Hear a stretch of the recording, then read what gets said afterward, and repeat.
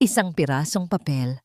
Iyan lang ang kailangan ni Rosendo para nakawin ang buhay ko habang umiiyak ako sa harap ng puntod ni Papa. Akala ko siya ang aking sandigan, pero siya pala ang laso na dahan-dahang pumatay sa aming dientrang. Ngayon, ang bilyonaryong si Milagrosa Villarreal ay patay na. Isang hamak na manggagawang si Mila Ramos ang isisilang, may putik sa paa, pero may apoy sa mga mata. Handa na ba silang lumuhod sa harap ng babaeng tinawag nilang basura? Napakadaling paikutin ng batang yan, Felisa. Isang pirma lang sa dokumentong ito at sa atin na ang buong dientrang ng mga Villarreal. Ang boses na yon, na puno ng nakakarinding yabang at tawa, ay nanggaling sa likod ng malaking marmol na puntod kung saan nakahimlay ang yumaong ama ni Milagrosa. Kilalang kilala ni Mila ang boses na yon. Kay Rosendo yon, ang taong itinuring niyang pangalawang ama at ang pinagkakatiwalaang katiwala ng kanilang lupain sa loob ng maraming dekada. Ngunit ang tinig na dati ay palaging malumanay at puno ng paggalang ay tila naging isang matalas na rason na humihiwa sa katahimikan ng sementeryo sa hapon na yon. Sabi ko naman sa iyo, Hon, it's just a matter of time. Ngayong hawak na natin ang legal rights. Kahit si Milagrosa pa ang may-ari sa papel, tayo na ang tunay na hari rito. We deserve this more than that, naive girl.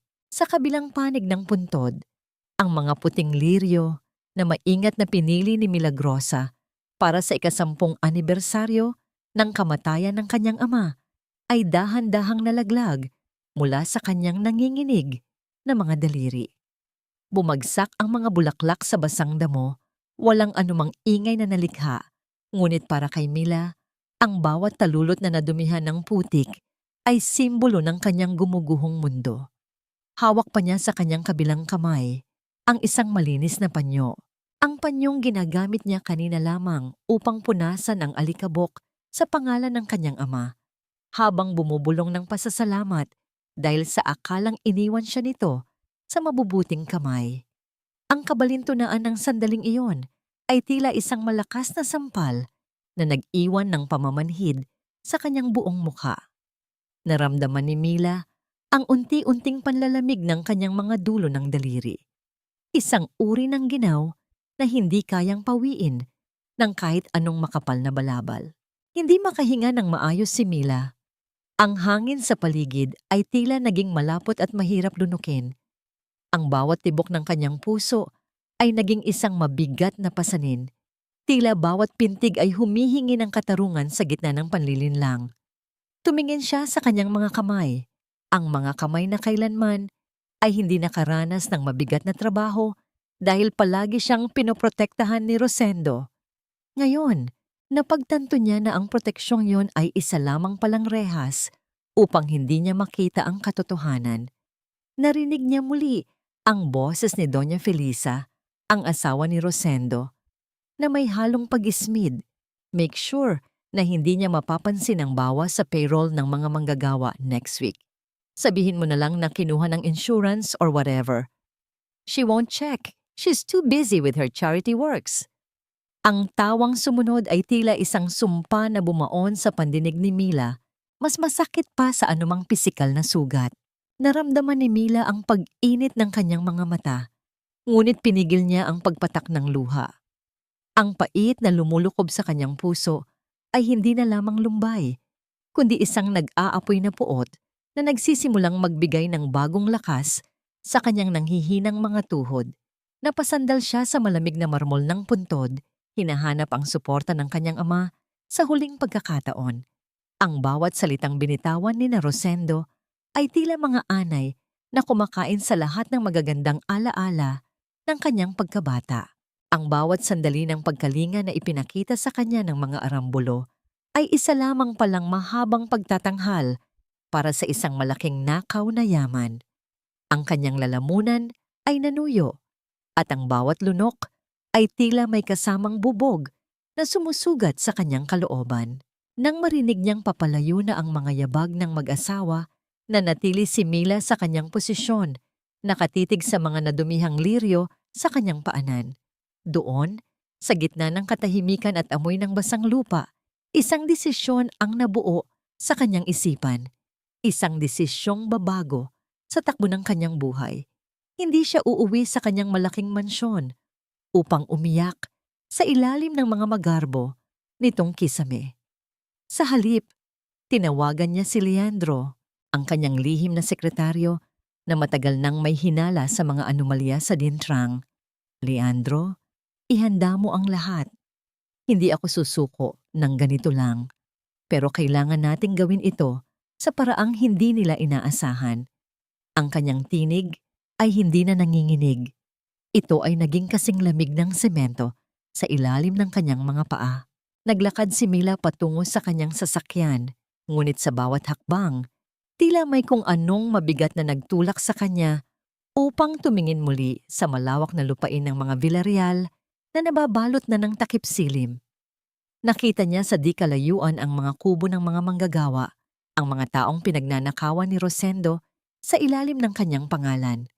Ang sakit sa kanyang dibdib ay napalitan ng isang malalim na pananagutan. Sa gabing iyon, kinuha niya ang isang lumang pares ng bota mula sa bodega. Ang mga botang gawa sa matigas na goma, puno ng gasgas at bakas ng nakaraang paghihirap ng kanyang ama noong ito ay nagsisimula pa lamang. Isinuot niya ito at sa bawat pagpasok ng kanyang paa, naramdaman niya ang bigat at dumi ng realidad na kanyang kakaharapin. Tumayo si Milagrosa sa harap ng salamin, hinubad ang kanyang mamahaling alahas at tiningnan ang kanyang refleksyon. Hindi na siya ang bilyonaryong kailangang pagsilbihan. Siya na ang babaeng handang lumubog sa putik para sa katarungan.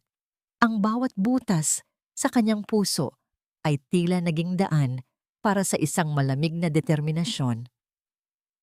Habang tinititigan niya ang kanyang mga botang puno ng alikabok, isang tanong ang umalingaw-ngaw sa kanyang isipan.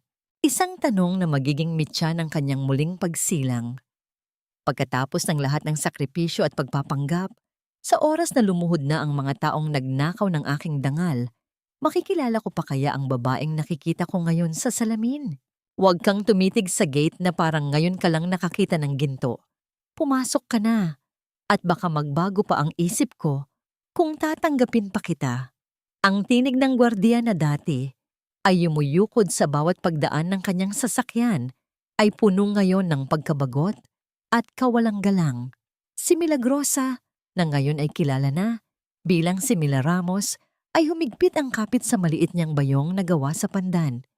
Nakasuot siya ng kupas na kamiseta at maluwag na pantalon na amoy alikabok at luma, malayo sa mga mamahaling tela na dating yumayakap sa kanyang balat. Ang bawat hakbang niya papasok sa bukana ng Dintrang ay tila pagpasok sa isang mundong akala niya ay kabisado na niya. Ngunit ngayon ay tila isang malupit na gubat na handa siyang lamunin. Naramdaman ni Mila ang bigat ng sikat ng araw sa kanyang batok. Isang init na hindi kayang pawiin ng kahit anong payong. Ang hangin ay hindi na amoy sariwang bulaklak mula sa hardin ng mansyon. Ito ay amoy pawis, tuyong lupa, at ang matapang na halimuyak ng mga hinog na kakao na tila humihingi ng katarungan. Sa gitna ng malawak na taniman, nakita niya ang mga hanay ng mga manggagawa na nakayuko. Ang kanilang mga likod ay tila mga arko ng paghihirap sa ilalim ng walang awang langit. Dito, ang oras ay hindi binibilang sa pamamagitan ng mga mamahaling relo, kundi sa bawat basket na napupuno at sa bawat patak ng pawis na nabaon sa tuyong lupa.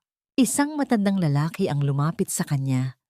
Ang mukha nito ay parang isang mapa ng maraming taon ng pagtitiis, puno ng malalalim na guhit at sunog sa araw. Siya si Mang Isko. Tiningnan niya si Mila mula ulo hanggang paa, at sa loob ng kanyang mga mata ay may bakas ng pagtataka, ngunit mas nanaig ang awa. Bago ka ba rito, Neng? Mukhang hindi sanay ang mga kamay mo sa ganitong uri ng buhay. Masyadong malambot ang mga daliri mo para sa mga matatalas na dahon ng kakao, ang sabi nito sa isang malumanay na tinig na may halong pag-aalala. Ngumiti ng pilit si Mila, Pilit na itinatago ang panginginig ng kanyang boses. Opo, Mang Isko. Kailangan ko lang po talaga ng trabaho. Kahit ano po, kakayanin ko. Inabutan siya ng isang kalawit at isang malaking basket na gawa sa kawayan. Ang unang oras ng kanyang pagtatrabaho ay tila isang walang katapusang pagpaparusa sa kanyang katawan. Ang bawat pag-angat ng kanyang braso ay nagdudulot ng matinding hapdi sa kanyang mga kalamnan na hindi sanay sa bigat. Ang kanyang mga kamay, na dati ay tanging panulat at tablet lamang ang hawak, ay nagsimulang magkaroon ng mga paltos na tila mga maliliit na bulkan ng kirot. Sa bawat pagyuko niya upang pulutin ang mga nalaglag na bunga, nararamdaman niya ang pag-ikot ng kanyang paligid. Ang mundo ay tila dahan-dahang naglalaho sa dilim, habang ang pagod ay unti-unting lumulukob sa kanyang kamalayan. Muntik na siyang mabuwal nang dumaan ang isang matinding hilo, ngunit bago pa man humalik ang kanyang mukha sa maputik na lupa, isang matigas at magaspang na kamay ang sumalo sa kanyang braso. Dahan-dahan lang, Neng. Huwag mong biglain ang lupa dahil hindi ka rin bibiglain nito. Ang boses ni Mang Isko ay tila isang angkla na nagpapanatili sa kanya sa katotohanan. Inalalayan siya ng matanda na maupo sa ilalim ng isang puno ng kakao. Kinuha nito ang sariling baon na tubig na nakalagay sa isang lumang plastik na bote at inabot sa kanya. Uminom ka muna. Sa mundong ito, ang tanging yaman mo lang ay ang iyong katawan. Kapag bumigay iyan, wala ka nang ititira para sa sarili mo. Habang umiinom ng tubig, tinitigan ni Mang Isko ang mukha ni Mila ng matagal. May kung anong kislap sa mga mata ng matanda na tila may pilit na inaalala. Alam mo, Neng, ang boses mo at ang paraan ng pagtingin mo, tila may ipinapaalala ka sa akin. May isang tao akong kilala noong araw, ang may-ari ng lupang ito bago siya pumanaw. Tulad mo, meron din siyang mga matang tila palaging naghahanap ng katarungan sa gitna ng dumi. Naramdaman ni Mila ang biglang paglukso ng kanyang puso. Natakot siya na baka sa isang sulyap lamang ay mabuksan ng lihim na pilit niyang ibinabaon sa putik. Pinilit niyang umiwas ng tingin at itinuon ang atensyon sa kanyang mga botang puno na ngayon ng alikabok. Nabalot sila ng isang maikling sandali ng katahimikan, isang katahimikan na puno ng mga kwentong hindi pa nasasabi. Ngunit ang kapayapaang iyon ay biglang winasak ng isang matalim at nakakarinding sigaw na nagmula sa direksyon ng malaking mansyon. Anong ginagawa ninyong dalawa dyan? Binabayaran ko kayo para magtrabaho, hindi para magtsismisan sa ilalim ng puno. Si Doña Felisa iyon, nakatayo sa balkonahe habang paypay ang kanyang sarili. Ang kanyang mga hiyas ay kumikinang sa ilalim ng araw na tila nanunuya sa kahirapan ng mga taong nasa ibaba niya. Ang boses nito ay tila isang latigo na tumama sa likod ni Mila. Muling nagpabalik ng apoy ng poot sa kanyang dibdib. Tumayo si Mila ng mabilis, kahit na nanginginig ang kanyang mga binti sa pagod. Tiningnan niya ang figura ni Felisa sa malayo, ang babaeng itinuring niyang tita, ngunit ngayon ay tila isang halimaw na nagpapakasasa sa dugo ng mga dukha. Habang humahawak siya sa kanyang basket, isang tanong ang gumigiit sa kanyang isipan. Hanggang kailan ko kayang lunukin ang aking dangal sa harap ng babaeng ito bago ko tuluyang malimutan ang aking pangalan? Ang alingasaw ng mamahaling pabango ni Doña Felisa ay tila isang pader na humaharang sa sariwang hangin ng dintrang, isang amoy na masyadong matamis at nakakahilo. Sadyang ginawa upang itago ang baho ng mabulok na budhi. Nakatayo siya sa itaas ng sementadong plataporma sa harap ng bodega. May hawak na paypay na gawa sa seda na bawat pagbukas at pagsara ay tila isang pangungutya sa mga manggagawang nakatayo sa ilalim ng nakatirik na araw. Ang mga manggagawa, kasama na si Mila, ay pinatigil sa kanilang gawain upang makinig sa tinatawag ni Felisa na oras ng pasasalamat. Makinig kayong lahat. Ang boses ni Felisa ay umalingaw-ngaw puno ng mapagkunwaring tamis na parang asukal na may lason. Dapat ninyong pasalamatan ng pamilya Arambulo dahil sa aming pagsusumikap na kausapin ng may-ari, ang bilyonaryong si Milagrosa, ay binigyan kayo ng kaunting tulong. Isipin ninyo, sa gitna ng hirap ng buhay, kami pa ang nagmakaawa para lang may maipakain kayo sa mga pamilya ninyo. Itinuro niya ang mga sako ng bigas na nakasalansan sa likod niya. Ngunit mula sa kinatatayuan ni Mila, kitang-kita niya ang mga butas sa sako kung saan lumalabas ang mga kulisap at ang amoy ng luma at amag na bigas. Naramdaman ni Mila ang isang matalim na kirot sa kanyang dibdib, hindi mula sa pagod, kundi mula sa katotohanang ang perang inilaan niya para sa dekalidad na rasyon at sementadong bahay ng mga manggagawa ay dahan-dahang ninanakaw ng babaeng ito. Ang perang dapat sana ay nagbibigay ng dignidad sa bawat pamilya rito ay naging mga alahas na suot ni Felisa at ang bulok na bigas na nasa harap nila. Ang bawat salita ng pasasalamat na hinihingi ni Felisa ay tila isang mitya na lalong nagpapadungas sa apoy ng galit sa loob ni Mila. Isang matandang babae, si Aling Belen na asawa ni Mang Isko, ang dahan-dahang lumapit sa plataporma. Ang kanyang mga kamay ay nanginginig habang hawak ang kanyang kupas na tapis. Doña Felisa, pasensya na po, pero ang rasyon po ba na ito ay kasama na ang gamot para sa asawa ko? Sabi niyo po nung nakaraang buwan ay may scholarship fund din para sa mga apo namin. Hindi pa natatapos ni Aling Belen ang kanyang sinasabi nang isara ni Felisa ang kanyang paypay nang may kasamang matigas na kumpas. Ang lakas naman ng loob mong humingi ng higit pa, Belen. Alam mo bang utang na loob ninyo sa amin na hindi kayo pinapalayas dito kahit matanda na at mabagal nang magtrabaho ang asawa mo? Ang scholarship fund, ginagamit iyon para sa maintenance ng estate na ito para may matrabahuhan pa kayo. Huwag kayong masyadong ambisyosa.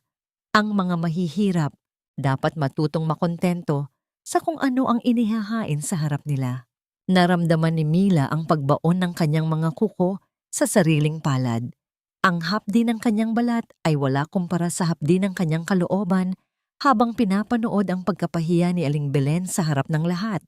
Gustong sumigaw ni Mila, gustong sabihin sa lahat na ang scholarship na yon ay buo niyang ipinadala at walang karapatan ang mga Arambulo na hawakan ito.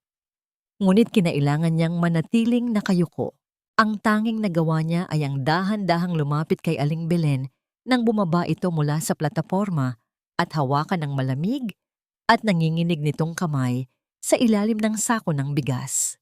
Ang golden moment ng hapong yon ay hindi ang rasyon ng bigas, kundi ang lihim na pagpisil ni Mila sa kamay ni Aling Belen, isang tahimik na pangako na hindi ito ang dulo. Ngunit ang sandaling iyon ay muling nawasak nang marinig ni Mila ang mga yabag ng mamahaling sapatos na papalapit sa kanyang kinaroroonan. Ikaw, yung bagong manggagawa. Ang tinig ni Felisa ay tumama sa likod ni Mila tulad ng isang latigo. Bakit ganyan ka tumingin? May reklamo ka ba sa kabutihang loob ko? O baka naman kailangan mong turuan ng leksyon kung paano ang tamang pagyukod sa harap ng nagpapakain sa'yo? Dahan-dahang iniangat ni Mila ang kanyang paningin.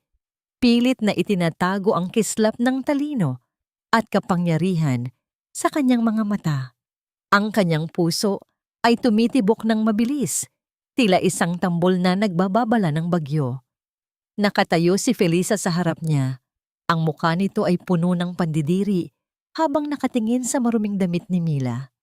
Sa sandaling iyon, ang distansya sa pagitan ng dalawang babae ay hindi lamang tungkol sa yaman at hirap, kundi tungkol sa katotohanan at kasinungalingan. Wala po, Donya, ang sagot ni Mila. Ang boses niya ay mababa at malat. Pilit na ginagaya ang tunog ng isang taong nawala na ng pag-asa.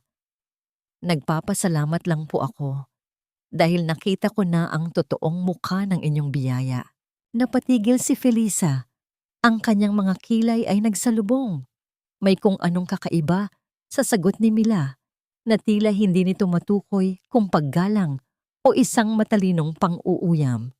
Bago pa man makasagot si Felisa, isang marangyang sasakyan ang pumasok sa malawak na harapan. Ang gulong nito ay nagpaalsa ng makapal na alikabok na dumapo sa mukha ni Mila.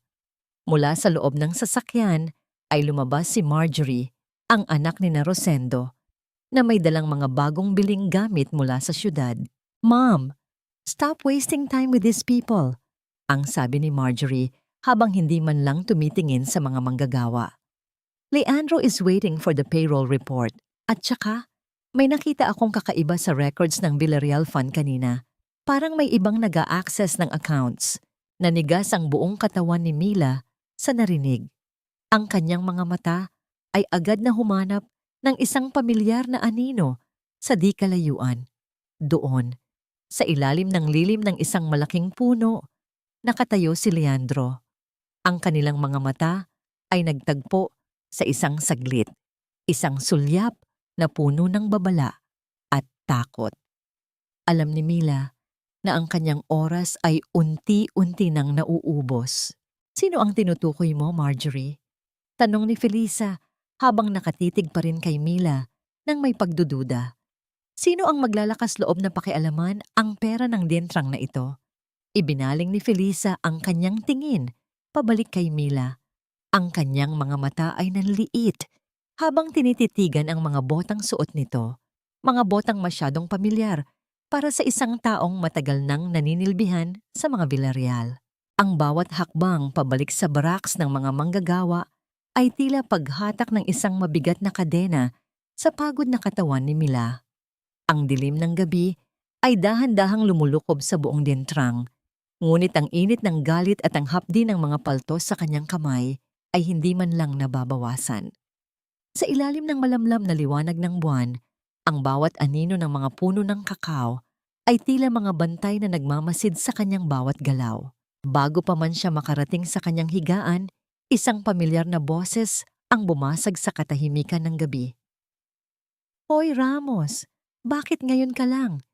Hindi dahil bago ka rito ay may karapatan ka nang maglakad-lakad ng ganitong oras." Ang tinig ni Leandro ay matigas at walang emosyon. Sadyang ginawa para marinig ng sino mang nagmamasid sa paligid. Nakatayo siya sa dulo ng pasilyo. Ang kanyang mukha ay nababalot ng anino at ang kanyang postura ay tila isang striktong sekretaryo na walang pakialam sa pagod ng mga manggagawa. "Pasensya na po, Sir Leandro. Marami lang po akong inayos sa mga basket." Sagot ni Mila, ang kanyang boses ay sadyang pinahina. Ginagaya ang isang taong sanay na sa pagsunod. Ngunit sa ilalim ng kanyang mga pilik mata, isang lihim na mensahe ang ipinadala niya sa lalaki. Isang mabilis na pagtango ang isinukli ni Leandro bago ito tumalikod at naglakad patungo sa madilim na bahagi ng Cacao Grove. Matapos ang ilang minuto, dahan-dahang sumunod si Mila. Ang bawat pagtapak niya sa mga tuyong dahon ay ginagawa niyang maingat upang hindi lumikha ng anumang ingay na magpapagising sa mga natutulog na kasamahan. Nang makarating siya sa gitna ng mga puno, kung saan ang liwanag ng buwan ay bahagya lamang sumisilip sa pagitan ng mga sanga, naramdaman niya ang isang mainit na kamay na humila sa kanya patungo sa likod ng isang malaking puno. "Mila, you have to stop this. Look at your hands," bulong ni Leandro. Ang boses niya ay wala na ang tigas na ipinakita kanina. Puno ito ng labis na pag-aalala at hapdi na tila siya ang nasasaktan sa bawat sugat ni Mila. Maingat niyang kinuha ang mga kamay ng dalaga. Ang kanyang mga daliri ay dahan-dahang humahaplos sa mga paltos na puno ng dumi at dugo. "I'm fine, Leandro. Ito lang ang tanging paraan para malaman ko ang lahat," matigas na sagot ni Mila. Kahit na napapikit siya sa hapdi nang ilabas ni Leandro ang isang maliit na bote ng gamot. "Hindi ka fine. You are the owner of this place, hindi isang alipin," ani Leandro habang dahan-dahang inilalagay ang malamig na ointment sa mga sugat ni Mila. Ang pagdampi ng kanyang mga daliri sa balat ni Mila ay nagdulot ng isang kakaibang kuryente na tila pansamantalang nagpatahimik sa ingay ng paligid.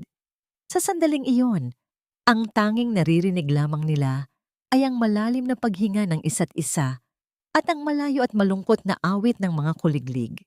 "Don't worry about me, Sir Leandro." Biro ni Mila sa pabulong na paraan, sinusubukang pagaanin ng tensyon. "Baka mahalata tayo ng mga arambulo kung masyado kang mabait sa akin." Napatitig si Leandro sa mga mata ni Mila. Ang lapit ng kanilang mga mukha ay sapat na para maramdaman ang init ng hininga ng bawat isa. Ang kanyang mga mata ay puno ng mga salitang hindi niya masabi. Mga salitang tungkol sa matagal na niyang paghanga at ang pagnanais na protektahan ang babaeng nasa harap niya mula sa lahat ng kasamaan ng mundo. "Gagawin ko ang lahat para hindi ka nila mapahamak, Mila. Kahit na kailangan kong magmukha pang masama sa harap mo." Ang golden moment, ay naganap ng dahan-dahang idampi ni Leandro ang kanyang noo sa noo ni Mila.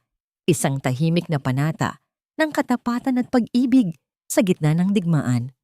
Ang init ng kanyang balat ay tila isang proteksyon na bumabalot sa nanlalamig na puso ng dalaga.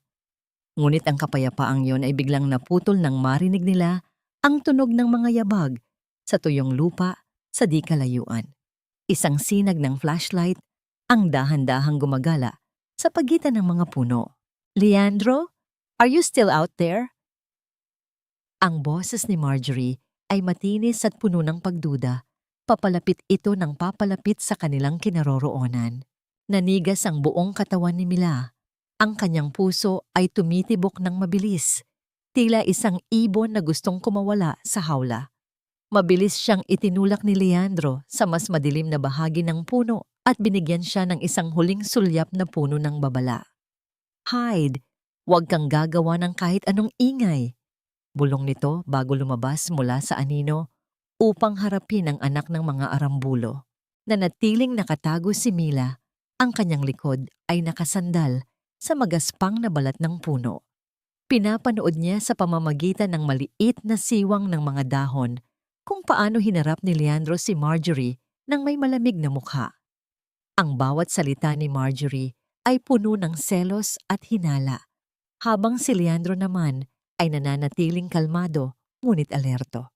Nang sa wakas ay makaalis na ang dalawa, naiwan si Mila sa gitna ng kadiliman. Hawak-hawak ang bote ng gamot na iniwan ni Leandro sa kanyang palad. Naramdaman niya ang isang patak ng ulan sa kanyang pisngi. Hindi iyon ulan. Iyon ay isang luhang kumawala mula sa kanyang mga mata. Isang luhang dala ng halo-halong takot, pag-asa, at isang katanungang pilit niyang iniiwasan. Hanggang kailan kaya niyang panatilihin ang mga lihim na ito sa dilim? Bago ang liwanag ng katotohanan ay tuluyang sumunog sa lahat ng kanyang pinanghahawakan, kabilang na ang lalaking unti-unti nang nagiging dahilan ng kanyang pananatili.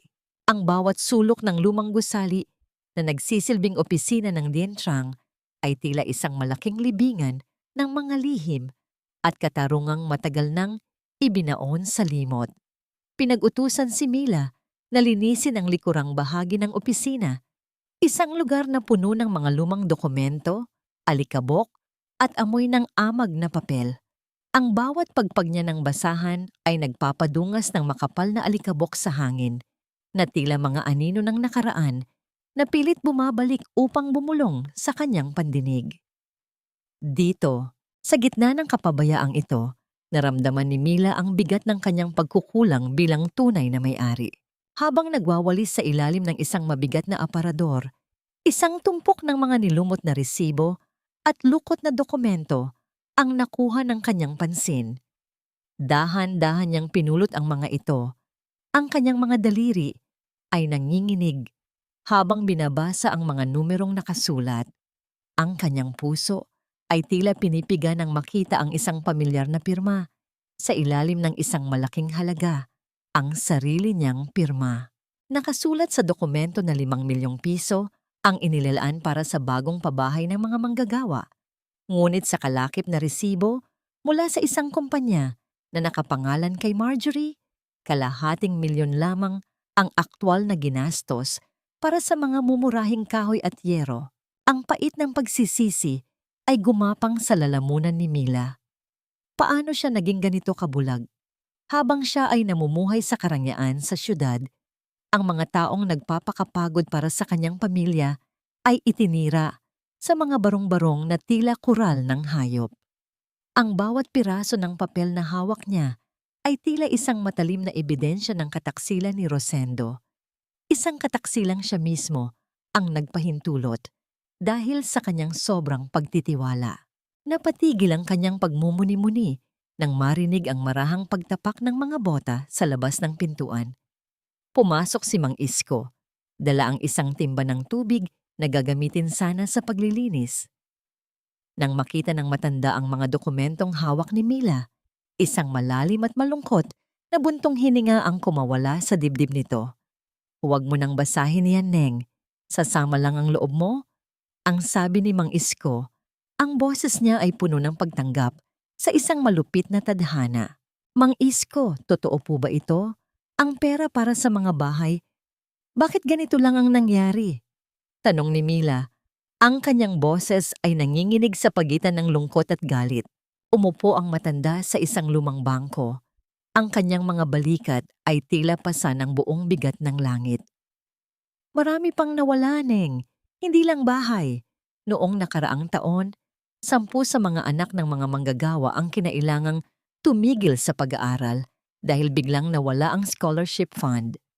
Sabi ni Sir Rosendo, nalulugi raw ang estate, pero nakita namin ang pagbili nila ng mga bagong sasakyan at ang madalas na party sa mansyon.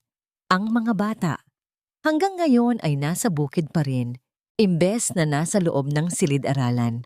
Sa sandaling iyon, isang maliit na batang babae, ang apo ni Mang Isko, ang sumilip sa pinto. Ang mukha nito ay pununo ng uling mula sa kusina at ang kanyang tiyan ay tila humihingi ng atensyon. Walang pag-aalinlangang kinuha ni Mila ang kanyang maliit na piraso ng tinapay na baon para sa tanghalian, ang tanging pagkaing itinatabi niya para sa sarili, at iniabot ito sa bata.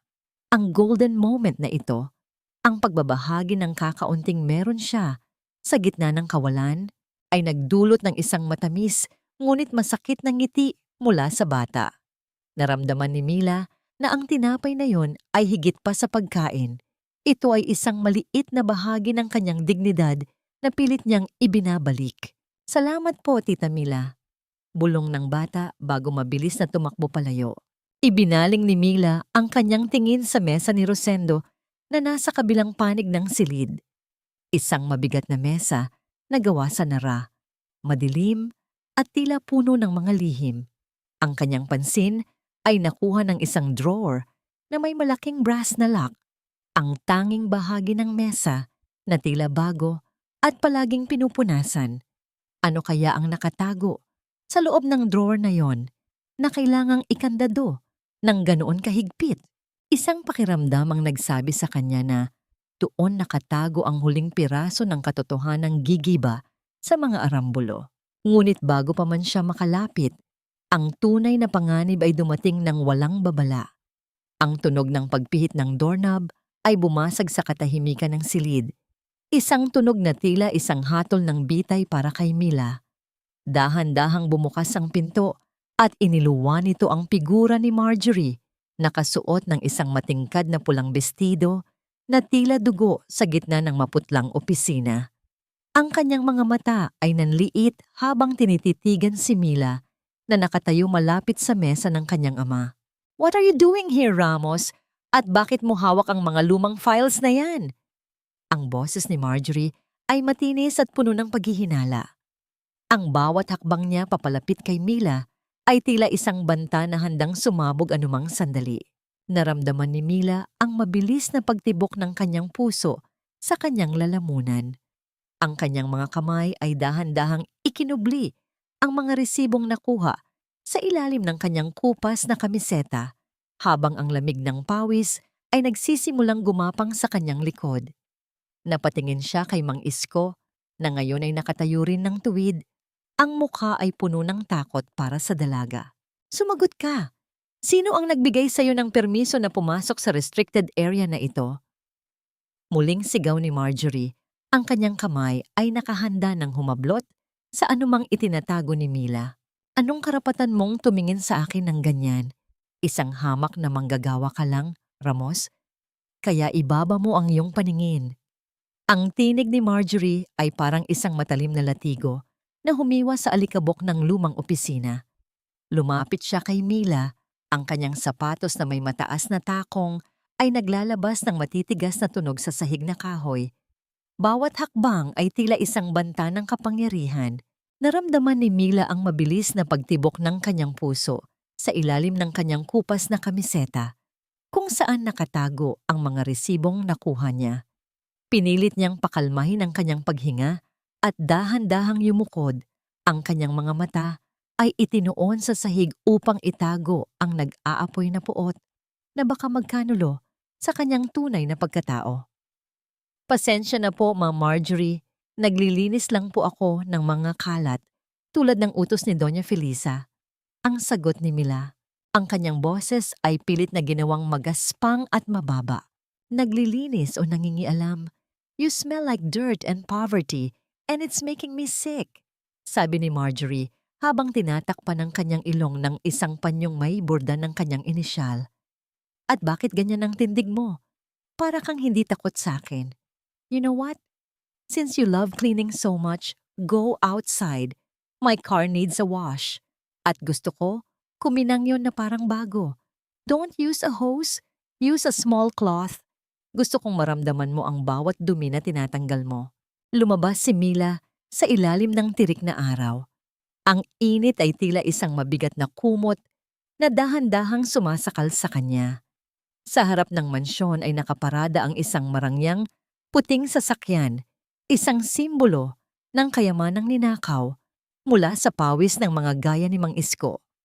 Kumuha si Mila ng isang timba ng tubig at isang lumang basahan. Ang bawat pagkuskus niya sa katawan ng sasakyan ay nagpapadama ng matinding hapdi sa kanyang mga kamay na puno na ng paltos. Ang tubig na humahalo sa alikabok ay dahan-dahang gumugulong sa kanyang mga braso, tila mga itim na luha ng lupain. Ang golden moment ay dumating nang dahan-dahang lumitaw ang kanyang refleksyon sa makintab na pinto ng sasakyan. Napatigil si Mila. Ang babaeng nakikita niya ay malayo sa bilyonaryong si Milagrosa Villarreal na dati ay nakasuot ng seda at perlas. Ang refleksyon sa harap niya ay isang babaeng balot ng putik. Ang buhok ay magulo at ang mukha ay sunog sa araw. Ngunit sa gitna ng dumi, ang kanyang mga mata ay nananatiling matalino at puno ng apoy. Napagtanto niya na sa likod ng putik na ito, mas naging totoo ang kanyang pagkatao kaysa noong siya ay nasa loob ng kanyang tapnga. Ang dumi sa kanyang balat ay madaling mahugasan, ngunit ang dumi sa budhi ng mga arambulo ay habambuhay na mananatili. Why did you stop? I'm not paying you to stare at your ugly face. Ang boses ni Marjorie ay muling narinig mula sa balkonahe. Kasunod niya si Leandro na halatang pilit na nagtitimpi habang pinapanood ang kalagayan ni Mila. Marjorie, sobra na ito. May iba pa siyang trabaho sa taniman. Mahinahon ngunit matigas na, sabi ni Leandro. Ngunit ang pagtatanggol na ito ay tila lalong nagpainit sa ulo ng dalaga. Oh, so you're defending this trash now, Leandro? Are you attracted to her? Or maybe you're just as low as she is? Matalim na sagot ni Marjorie. Bumaba siya mula sa balkonahe at lumapit sa kinaroroonan ni Mila at Leandro. Ang bawat hakbang niya ay puno ng selos at kawalan ng seguridad. You want to be a hero, Leandro? Fine. Pero bago iyon, kailangang malaman ng babaeng ito kung nasaan ang lugar niya. Bago pa man makapagsalita si Leandro, mabilis na itinaas ni Marjorie ang kanyang kamay. Ang tunog ng palad na tumama sa pisngi ni Mila ay tila isang pagsabog ng kulog sa gitna ng nakakabinging katahimikan ng tanghali. Ang lakas ng sampal ay nagdulot ng matinding pag-init sa mukha ni Mila at dahan-dahang lumabas ang lasa ng dugo sa loob ng kanyang bibig. Ang kanyang ulo ay tumagilid sa isang tabi at ang kanyang mga botang puno ng putik ay bahagyang nabaon sa basang lupa.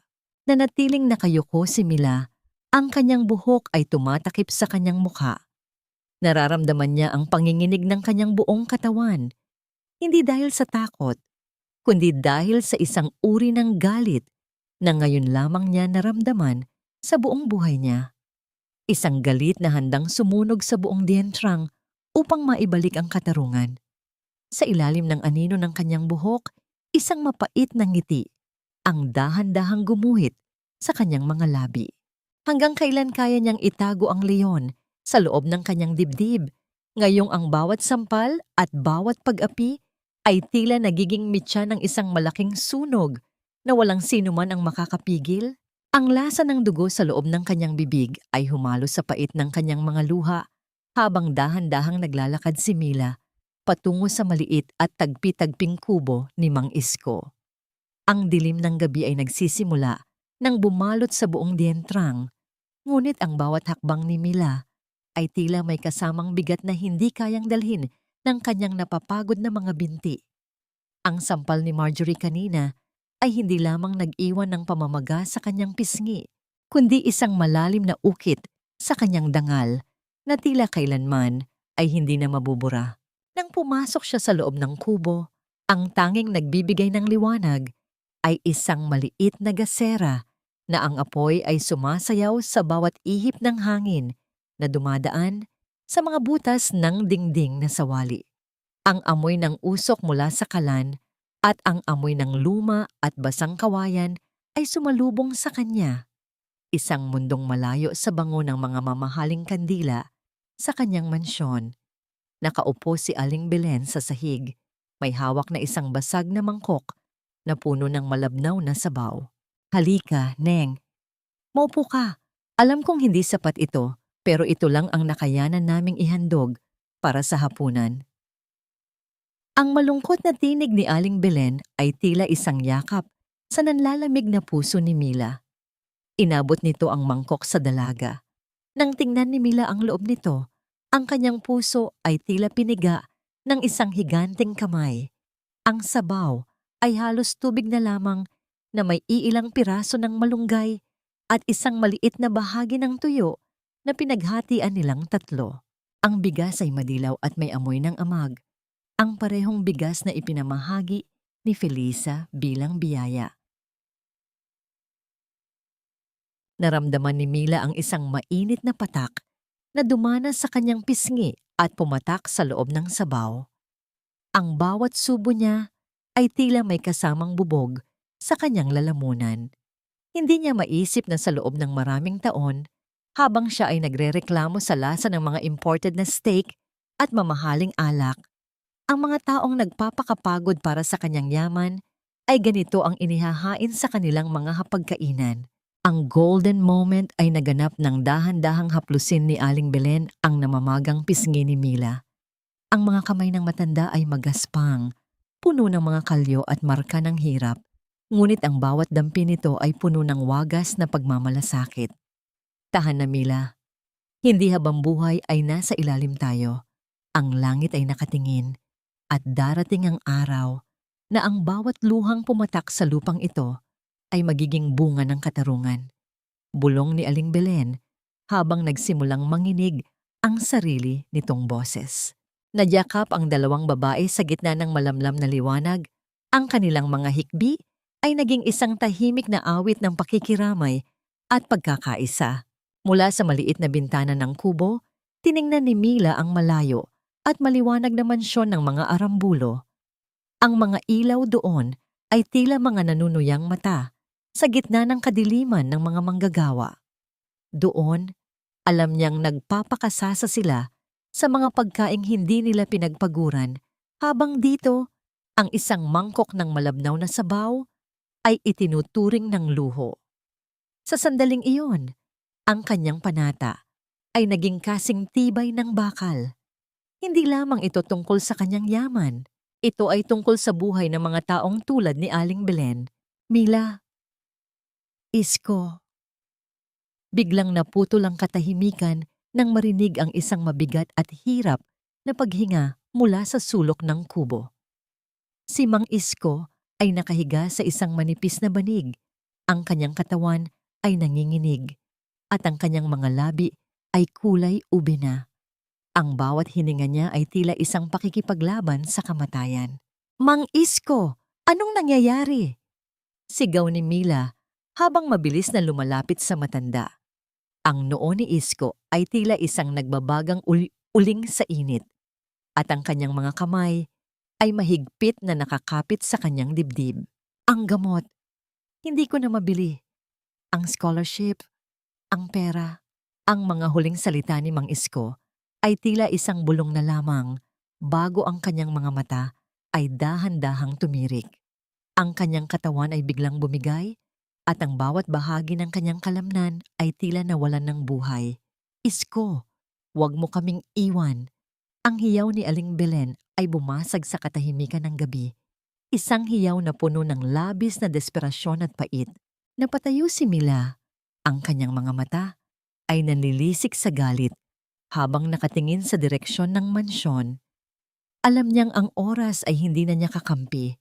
Kailangan niyang gumawa ng paraan, kahit na ang ibig sabihin nito ay ang pagtataya ng kanyang sariling buhay at lihim. Ngunit sa gitna ng kanyang pagkataranta, isang tanong ang pumasok sa kanyang isipan habang tinitingnan ang dahan-dahang pagpikit ni Mang Isko. Kung mamatay si Mang Isko sa gabing ito nang hindi nakakamit ang katarungan, mapapatawad pa kaya ni Mila ang kanyang sarili sa pagiging huli ng kanyang pagbabalik? Walang kwenta ang buhay ng isang matandang pabigat. Hayaan niyo siyang mamatay sa putik kung saan siya nararapat. Ang tinig ni Rosendo ay kasing lamig ng bakal habang binibigkas ang mga salitang tila isang hatol ng nambitay. Nakatayo siya sa harap ng pintuan ng kanyang opisina. Suot ang isang malinis na polo na tila hindi nadadapuan ng kahit anong alikabok ng dintrang, habang sa kanyang paanan ay nakaluhod si Aling Belen, umiiyak at nagsusumamo para sa buhay ng kanyang asawa. Sa labas, ang langit ay nagsimulang maglabas ng puot. Ang bawat butil ng ulan ay tumatama sa mga dahon ng kakao. Lumilikha ng isang malakas at magulo na ingay na tila nilulunod ang bawat hikbi ng mga naghihirap. Si Mila, napasan-pasan ang nanghihinang katawan ni Mang Isko kasama ang iba pang manggagawa, ay naramdaman ang pagbaon ng kanyang mga paa sa malambot at madulas na putik. Ang bawat hakbang niya ay isang pakikipagbuno sa bigat ng matanda at sa bigat ng kanyang sariling galit. Ang kanyang mga kamay ay nanginginig, hindi dahil sa lamig ng ulan, kundi dahil sa matinding pagnanais na sumigaw at aminin ang lahat. "Sir Rosendo, parang awa niyo na po. Kahit ambulansya lang po para madala si Isko sa bayan. May pondo naman po tayo para sa health emergency ng mga manggagawa. 'Di ba?" Ang boses ni Mila ay gumaralgal, pilit na pinapanatili ang kanyang pagpapanggap, habang ang kanyang puso ay tila pinipiga ng mga daliri ng kawalang katarungan. Tumawa si Rosendo, isang tawang walang kagalakan at puno ng pangungutya. "Pondo? Anong pondo ang pinagsasabi mo, Ramos? Ang pondong yun ay kailangan para sa bagong kagamitan ng estate. Hindi ko sasayangin ang pera ng mga Villarreal para sa isang taong malapit na ring mamatay. Umalis na kayo sa harap ko." Sa bawat salitang binibitawan ni Rosendo, naramdaman ni Mila ang mga tila munting karayom na tumutusok sa kanyang kalooban. Ito ang taong pinagkatiwalaan ng kanyang ama, isang buwitreng naghihintay lamang na mamatay ang biktima upang makuha ang lahat. Naramdaman ni Mila ang pag-init ng kanyang mga mata. Humahalo ang mainit na luha sa malamig na tubig ulan. Alam niyang mayroon siyang pera. Sa loob ng kanyang maliit na bayong ay may nakatagong emergency cash na hindi niya ginagamit. Perang sapat na para sa isang pribadong ospital, pero paano niya ito ipaliliwanag? Ang isang hamak na manggagawang tulad ni Mila Ramos ay hindi dapat nagtataglay ng ganoong kalaking halaga.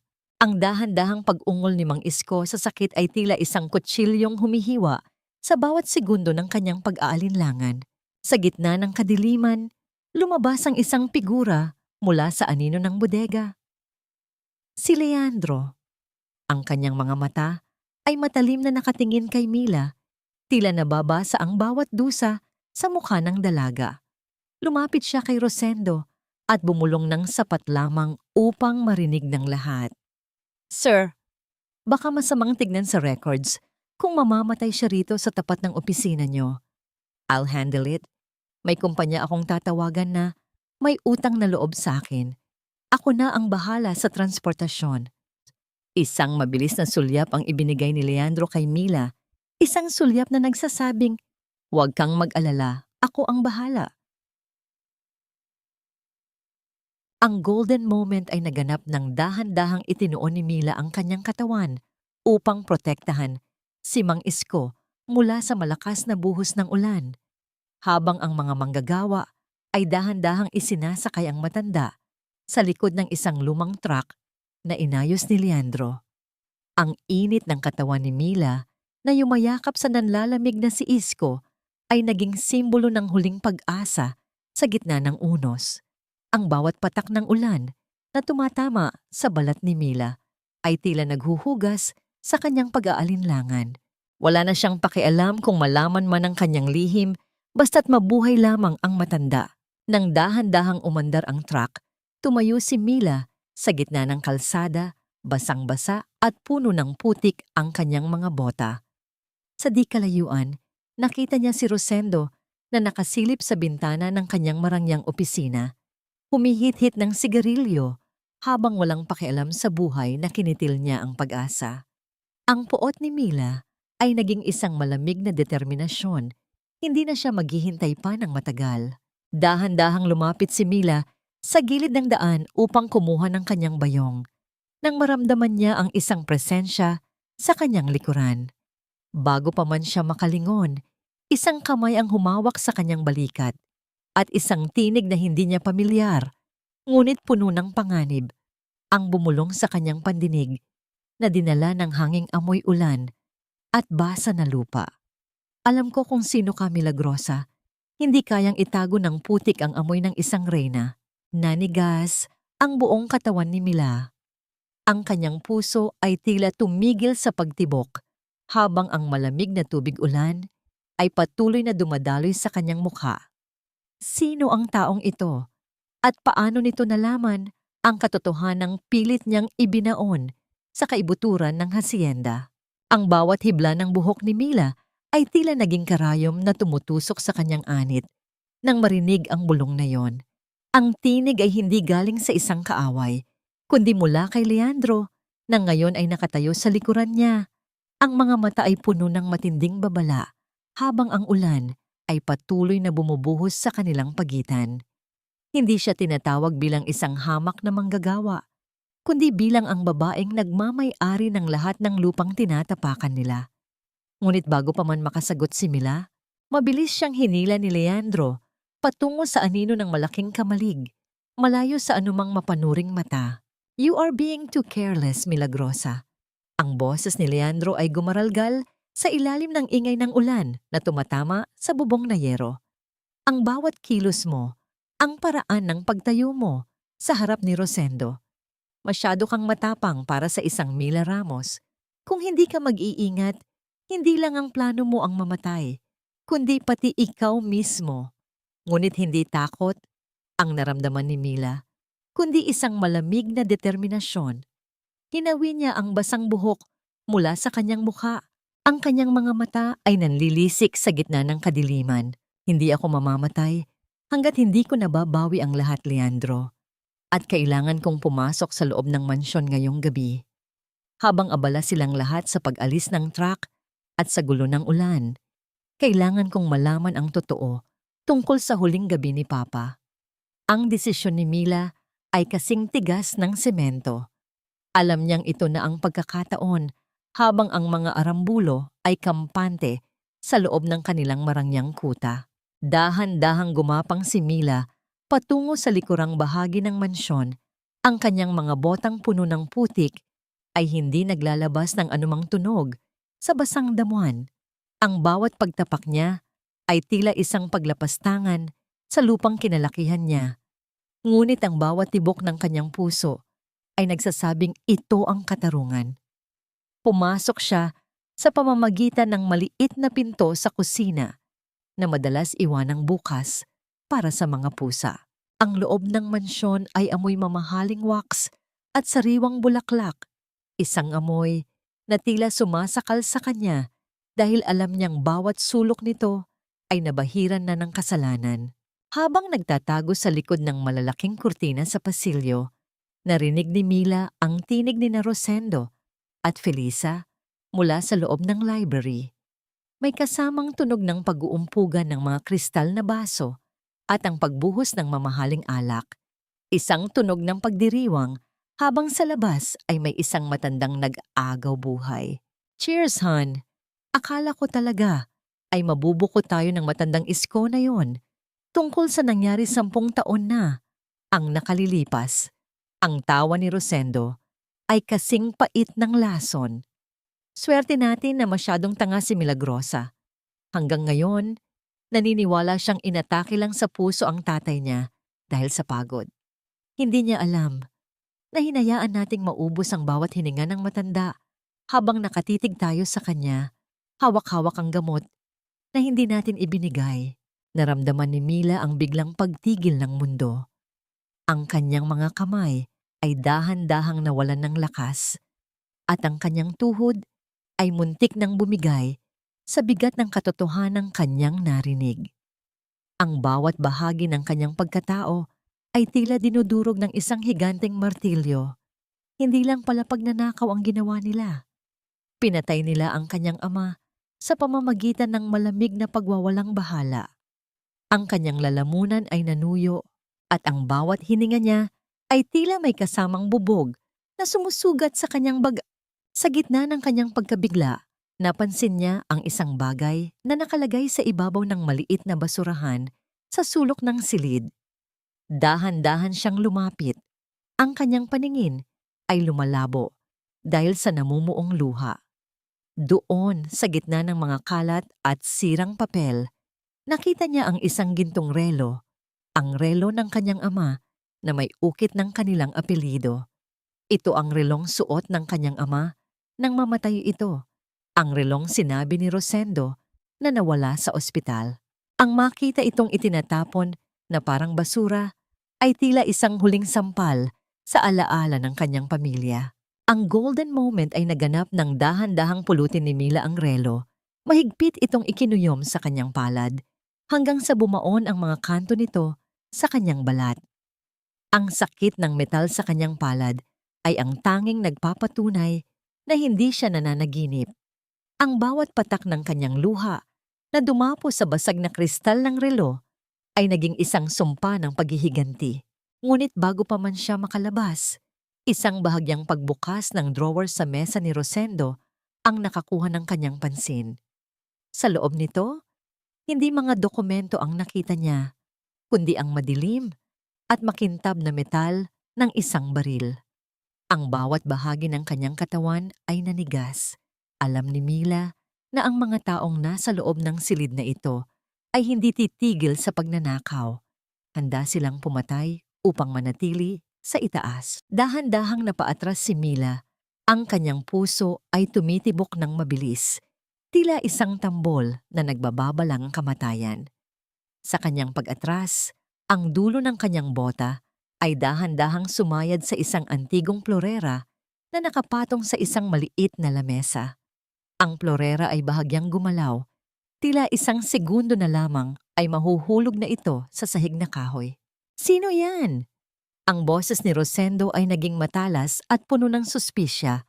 Narinig ni Mila ang pag-atras ng upuan at ang mabibigat na yabag na papalapit sa pintuan.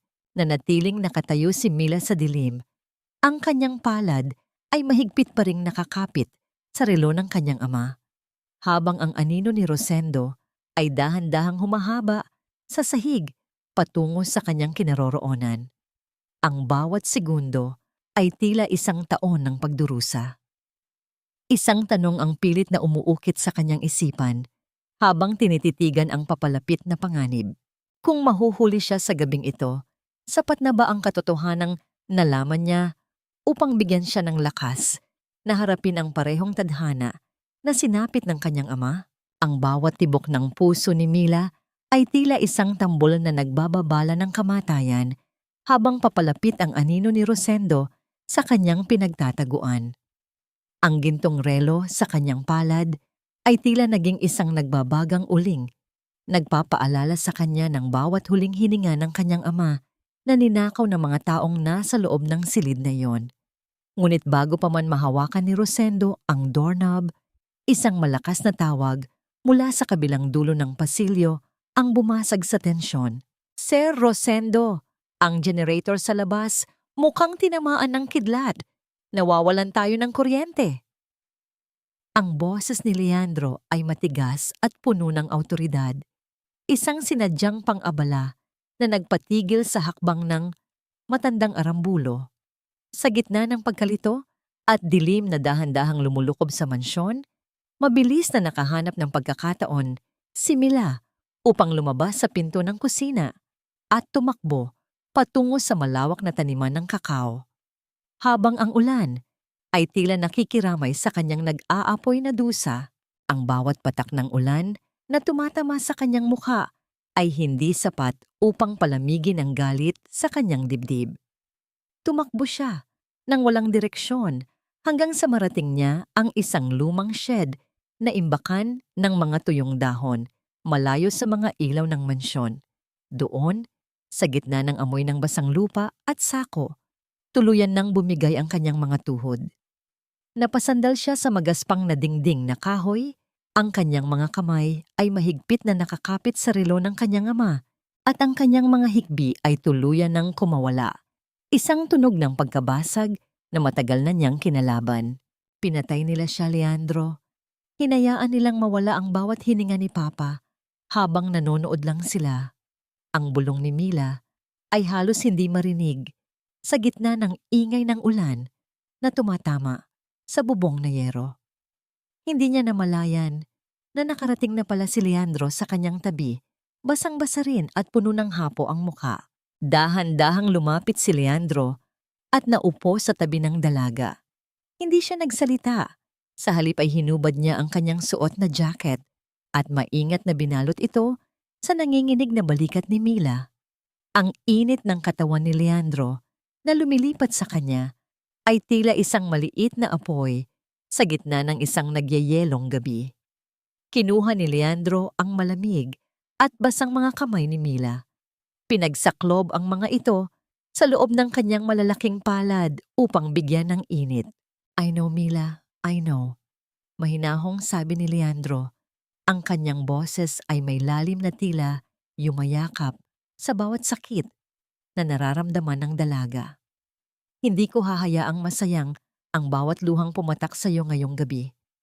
Handa akong maging anino mo hanggang sa makuha natin ang katarungang nararapat sa pamilya mo. Napatitig si Mila sa mga mata ni Leandro. Sa gitna ng malamlam na liwanag mula sa kidlat na paminsan-minsang gumuguhit sa langit, nakita niya ang isang katapatan na hindi kayang bayaran ng kahit anong yaman. Ang bawat takot na nararamdaman ni Mila ay tila dahan-dahang napapalitan ng isang kakaibang kapayapaan. Ang distansya sa pagitan nila ay dahan-dahang nawala hanggang sa maramdaman ni Mila ang malalim na paghinga ni Leandro sa kanyang pisngi. Ang golden moment ay naganap ng dahan-dahang idampi ni Leandro ang kanyang noo sa noo ni Mila. Nanatili silang ganoon sa loob ng ilang minuto. Walang salita. Tanging ang tunog lamang ng ulan at ang pag-uumpugan ng kanilang mga puso na tila nagkakaintindihan sa gitna ng lahat ng gulo. Ang haplos ng noo ni Leandro ay naging simbolo ng isang panata. Isang pangako na sa labanang ito, hindi na muling mag-iisa si Milagrosa. Ang kilig na naramdaman ni Mila ay hindi galing sa isang mababaw na paghanga, kundi sa isang malalim na koneksyon ng dalawang kaluluwang pinagbuklod ng iisang mithiin. Leandro, bulong ni Mila, ang kanyang boses ay mas matatag na ngayon. Ano ang ebidensyang hawak mo? Sabi mo ay meron kang alas laban kay Rosendo. Isang mapait na ngiti ang gumuhit sa mga labi ni Leandro.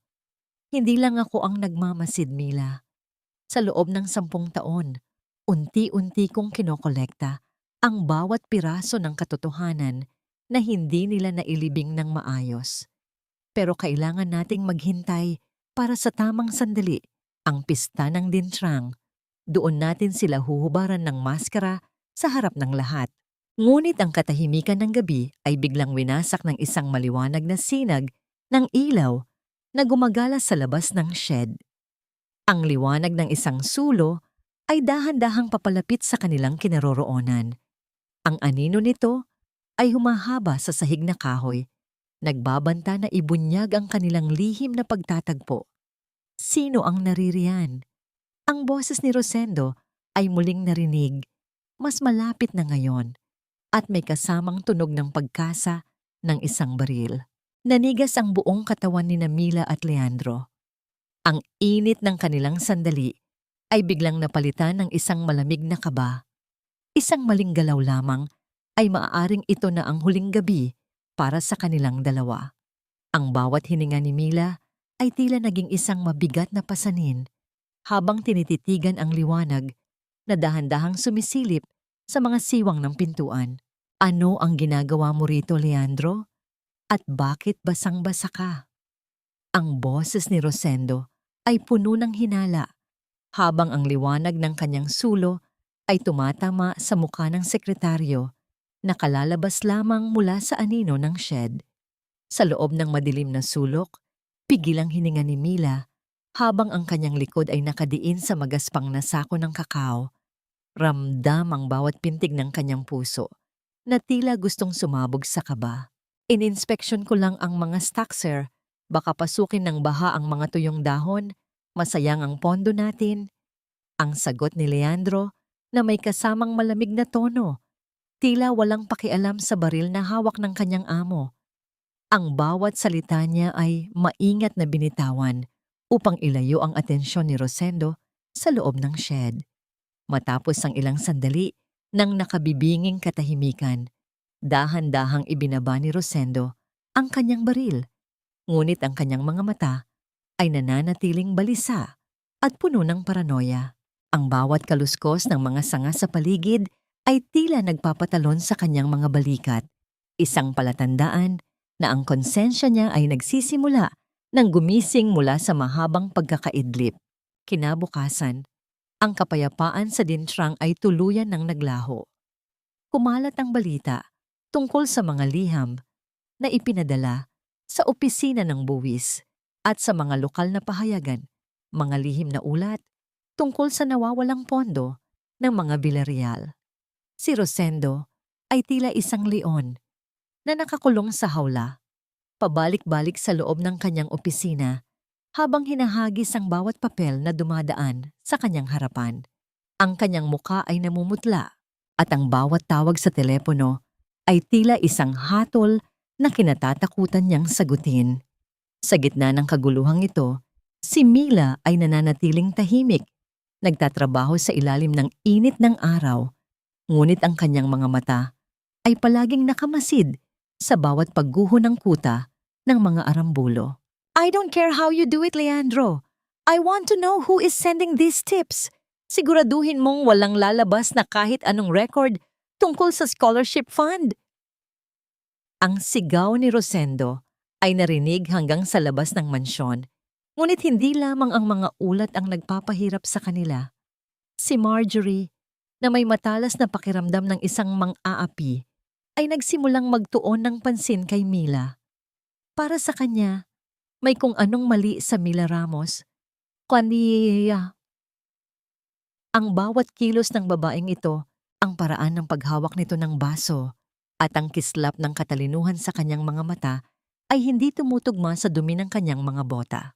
Isang hapon, habang naglilinis si Mila sa may beranda, hinarang siya ni Marjorie. Ang tingin ng dalaga ay tila isang matalas na rason na gustong bumutas sa bawat lihim ni Mila. You know what, Ramos? Masyado kang tahimik para sa isang katulong. At ang mga mata mo, they don't look like eyes of someone who grew up in the mud. Tell me, sino ka ba talaga? Are you a spy? O baka naman isa ka sa mga anak sa labas na gustong makahingi ng parte sa yaman namin? Ang bawat salita ni Marjorie ay puno ng insulto. Pilit na kinukuha ang reaksyon mula sa dalaga. Ang golden moment ay naganap nang dahan-dahang iniangat ni Mila ang kanyang ulo. Sa pagkakataong ito, hindi niya iniwas ang kanyang tingin. Tinitigan niya si Marjorie ng diretso sa mga mata. Isang tingin na puno ng dignidad at kapangyarihan na hindi kayang bilhin ng pera. Sa loob ng ilang segundo, si Marjorie ang unang umiwas ng tingin.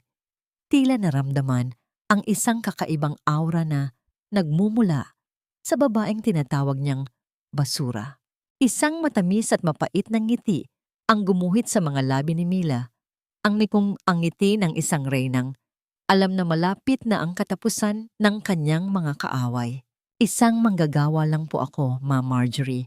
Isang manggagawang nakakaalam kung paano bilangin ang bawat butil ng bigas na ninanakaw sa amin. Ang sagot ni Mila sa isang mahinahon ngunit nanunuot na tinig. Ang bawat salita ay tila isang malamig na tubig na ibinuhos sa nag-aapoy na galit ni Marjorie. Dahil sa takot at galit, nagdesisyon ang mga arambulo na gumawa ng isang pekeng imbestigasyon upang hanapin ang taksil sa loob ng dintrang. Inutusan ni Rosendo ang mga gwardiya na halughugin ang bawat baraks ng mga manggagawa, itapon ang bawat kagamitan, at sirain ang bawat maliit na pag-aari ng mga mahihirap sa ngalan ng seguridad. Ilabas ang lahat ng gamit niya. Ngayon din, ang sigaw ni Rosendo habang itinuturo ang maliit na sulok kung saan natutulog si Mila. Dahan-dahang lumapit ang mga gwardya, dala ang kanilang mga matitigas na bota at magaspang na kamay. Ang puso ni Mila ay tumibok ng mabilis nang maalala niya ang relo ng kanyang ama na itinatago niya sa ilalim ng kanyang manipis na banig. Kung mahanap nila yon, ang lahat ng kanyang sakripisyo ay mawawalan ng saysay. Nakatayo si Mila sa gitna ng gulo, pinapanood kung paano itinatapon ang kanyang mga kakaunting damit sa putikan. Habang si Rosendo ay nakangisi, hawak-hawak ang kanyang baril, na tila ba siya ang Panginoon ng buhay at kamatayan. Ang bawat piraso ng damit at gamit na itinatapon ng mga gwardya sa labas ng baraks ay tila mga bahagi ng pagkatao ni Mila na pilit nilang niyayurakan. Ang tunog ng pagbagsak ng mga kahoy na higaan sa matigas na lupa ay umalingaw-ngaw sa buong paligid, kasunod ng malakas na utos ni Rosendo na huwag ititira kahit ang kaliit-liitang alikabok. Nakatayo si Mila sa gilid. Ang kanyang mga kamao ay nakakakuyom hanggang sa bumaon ang kanyang mga kuko sa palad, habang ang kanyang mga mata ay nakapako sa manipis na banig na malapit ng buhati ng isang gwardya. Doon, sa ilalim ng luma at punit-punit na buri, nakatago ang gintong relo ng kanyang ama, ang kaisa-isang ebidensya ng kataksilan na hindi dapat makita ng mga arambulo. Ngunit bago pa man mahawakan ng gwardya ang banig, isang malakas at gumaralgal na boses ang pumailan lang mula sa bukana ng dintrang. Iligtas niyo ang aking amo, ang anak ng katarungan. Iyon ay si Mang Isko. Nakasakay siya sa isang lumang kariton, maputla at hirap huminga. Ngunit ang kanyang mga mata ay gising at puno ng isang kakaibang liwanag. Ang kanyang pagbabalik mula sa ospital ay tila isang himala na pansamantalang nagpatigil sa malupit na paghahalughog ni Rosendo. Mabilis na tumakbo si Mila patungo sa matanda.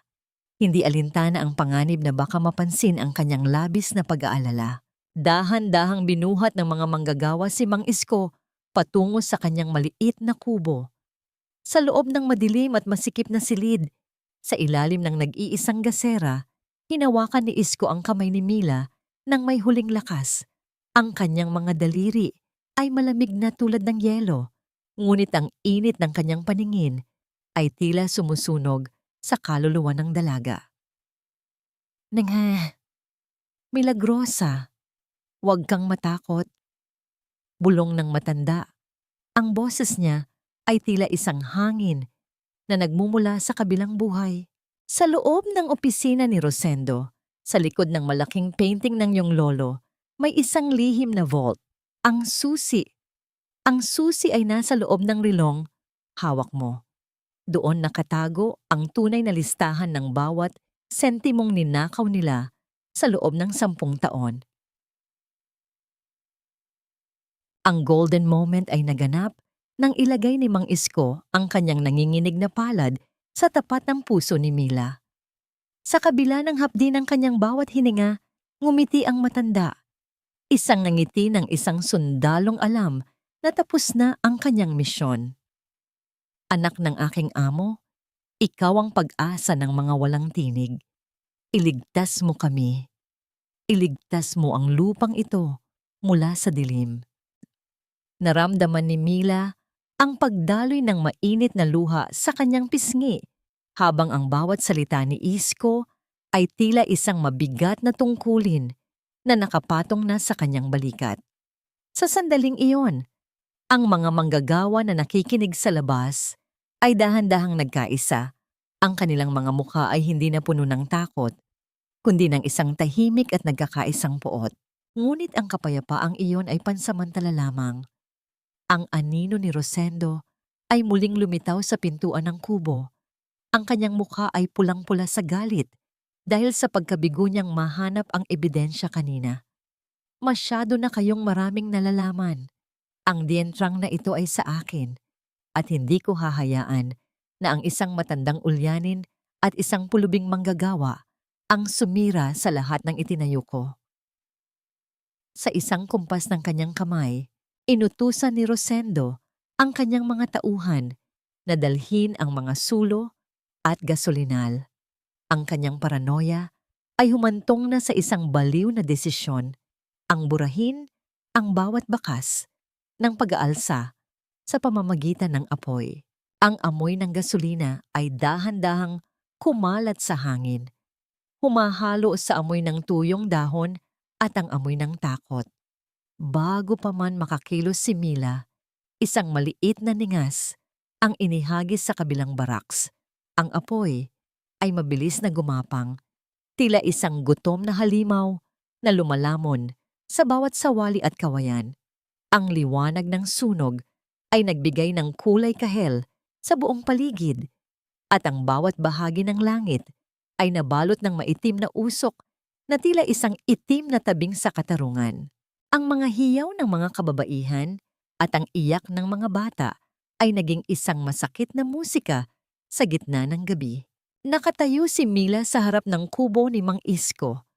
Ang apoy ay sumasalamin sa kanyang mga mata. Hawak niya sa kanyang bulsa ang gintong relo, ang susi sa lahat ng katotohanan. Tumingin siya kay Leandro na nasa di kalayuan, na pilit na inililigtas ang mga bata mula sa naglalagablab na gusali. Ang bawat bahagi ng kanyang mundo ay tila natutupok at ang tanging natitira ay ang nag-aapoy na determinasyon sa kanyang dibdib. Habang ang mga abo ay dahan-dahang lumilipad sa hangin, tila mga itim na niyebe sa gitna ng impyerno, isang katanungan ang bumaon sa puso ni Mila habang pinagmamasdan ang kanyang mga manggagawang nawawalan ng tahanan. Kung ang apoy na ito ang magiging katapusan ng aming mga kubo, ito na rin kaya ang simula ng pagkasunog ng bawat kasinungalingan ng mga arambulo? O tuluyan na kaming lalamunin ng dilim na ito bago pa sumikat ang araw? Ang mga abo ng nagdaang gabi ay dahan-dahang lumilipad sa hangin, tila mga itim na paru-paro na sumasayaw sa ibabaw ng gumuguhong pangarap ng mga manggagawa. Ang dientrang na dati ay puno ng kulay at buhay ay nababalot ngayon ng amoy ng sunog na kawayan at ang mapait na halimuyak ng lumbay. Sa gitna ng mga uling na wala na ang init, nakatayo si Mila. Ang kanyang mga botang puno ng putik ay bahagyang natatakpan ng puting abo. Bukas na ang pista ng dientrang, ang araw na dapat ay pagdiriwang ng ani. Ngunit para kay Mila, ito ang araw ng paghuhukom. You can't go back to being Mila Ramos tomorrow, Mila. The stage is set. Ang tinig ni Leandro ay mababa at puno ng seryosong tono habang papalapit siya sa dalaga. Hawak niya ang isang malaking kahon na nakabalot sa itim na tela. Isang bagay na itinago niya sa loob ng maraming araw. Ang kanilang mga mata ay nagtagpo at sa gitna ng katahimikan ng gabi, naramdaman ni Mila ang bigat ng huling hakbang na kanilang gagawin. Everything is ready. Ang mga dokumento mula sa vault, ang mga testimonya ng mga manggagawa, at ang ebidensya ng pananabutahe sa sunog kagabi. We have everything. Pumasok sila sa loob ng isang maliit na silid sa likod ng lumang kumpanya, ang tanging lugar na hindi nadamay sa apoy. Doon, binuksan ni Leandro ang kahon. Isang marangyang bestido na gawa sa itim na seda ang bumungad kay Mila.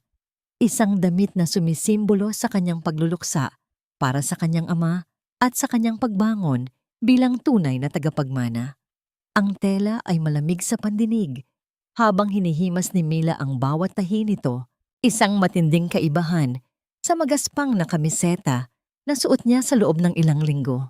Ang golden moment ay naganap ng dahan-dahang hubarin ni Mila ang kanyang maruming damit manggagawa at isuot ang itim na seda. Ang bawat butones na isinasara niya ay tila pagpapatibay sa kanyang bagong anyo. Ngunit nang titingnan na niya ang kanyang mga paa, napatigil siya. Sa halip na isuot ang mamahaling sapatos na dala ni Leandro, muli niyang kinuha ang kanyang mga lumang bota. Ang mga botang ito, na puno ng gasgas, putik at bakas ng hirap ng bawat manggagawa, ay ang tanging bagay na nais niyang suotin. Ang kaibahan ng marangyang seda at ng maduming goma ay isang paalala na siya ay hindi lamang isang bilyonaryo, kundi isang babaeng nakasama ng lupa at ng mga taong nagbubungkal nito. Mila, are you sure? People will talk about those boots.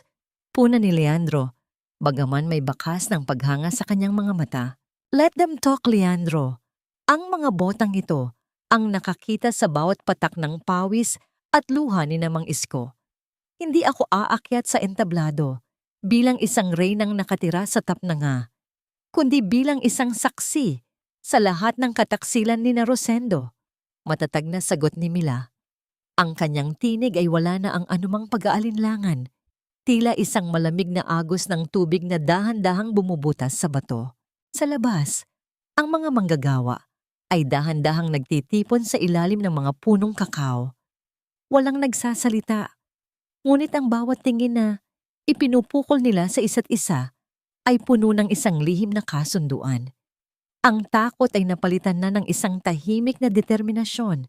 Alam nilang bukas, ang kanilang mga tinig na matagal nang itinago sa dilim ay tuluyan ng pakikinggan ng mundo. Habang naghahanda sila sa huling detalye ng plano, ang katahimikan ng gabi ay biglang winasak ng tunog ng mabibilis na yabag ng mga bota sa labas ng gusali. Ang bawat hakbang ay tila isang babala ng panganib, isang malakas na katok sa pinto ang nagpatahimik sa lahat. Open up! This is the police! May report kami ng illegal possession of explosives at arson laban sa isang nagngangalang Mila Ramos. Ang boses sa labas ay matigas at walang kompromiso. Nanigas ang buong katawan ni Mila.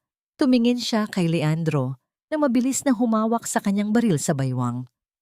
Alam ni Mila na ito ang huling hirit ni Rosendo, isang desperate move upang tuluyan siyang iligpit bago pa man dumating ang bukas. Ang kuryente ng takot ay gumapang sa kanyang likod, habang ang liwanag ng mga flashlight ng mga pulis ay dahan-dahang sumisipsip sa mga siwang ng bintana. Leandro, the documents!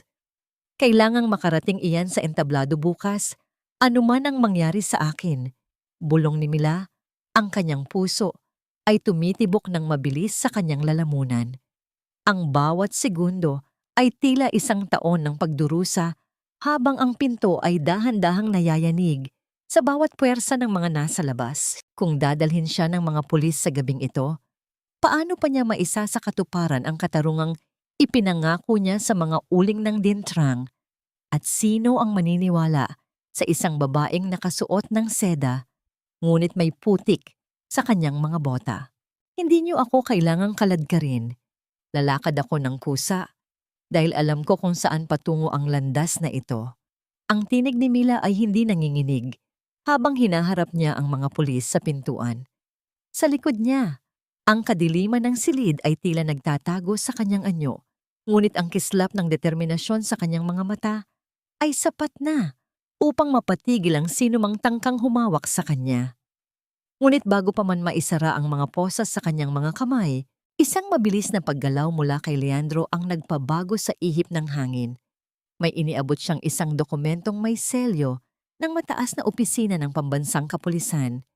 Isang warrant na hindi para kay Mila, kundi para sa mga taong nag-utos ng pag-arestong ito. Sumapit ang umaga ng pista ng Dientrang nang may kasamang kakaibang bigat sa hangin.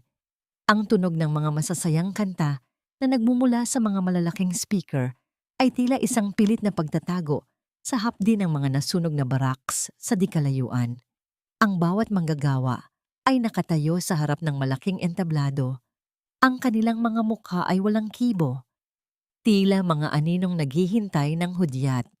Sa itaas ng entablado, nakatayo si Rosendo, suot ang kanyang pinakamahal na barong, habang sa tabi niya ay si Doña Felisa na animoy isang reyna sa kanyang marangyang terno, at si Marjorie na walang tigil sa pagngiti sa harap ng mga kamera ng lokal na media. Ang Dientrang na ito ay simbolo ng katapatan at pagmamahal sa paggawa. Ang boses ni Rosendo ay umalingaw-ngaw sa buong paligid, puno ng mapagkunwaring damdamin. Sa loob ng 10 taon, itinuring ko kayong pamilya. At ngayon, sa harap ng lahat, tatanggapin ko ang parangal na ito hindi para sa aking sarili, kundi para sa yumaong si Don Villarreal, na tiyak na nakangiti ngayon sa langit. Isang malakas na palakpakan ang hiningi ng MC, ngunit ang tanging sumagot ay ang malamig na ihip ng hangin at ang nakabibinging katahimikan ng mga manggagawa.